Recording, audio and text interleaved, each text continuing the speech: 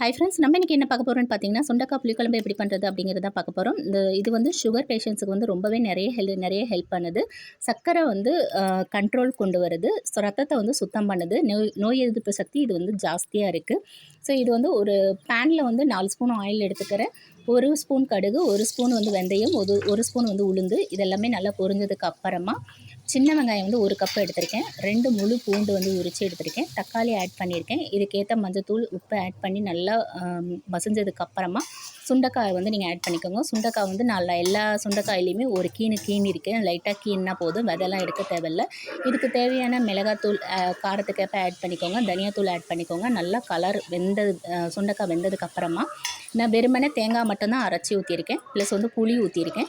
நான் ஆல்ரெடி வந்து நம்ம சேனலில் வந்து புளிக்குழம்புக்கு தேவையான பொடி வந்து அரைச்சி வச்சுருக்கேன். ஸோ அந்த பொடி வந்து நான் 2 ஸ்பூன் ஆட் பண்ணிவிட்டு ஒரு கொதிச்சதுக்கப்புறமா எண்ணெய் பிரிஞ்சதுக்கப்புறம் எடுத்துட்டிங்கன்னா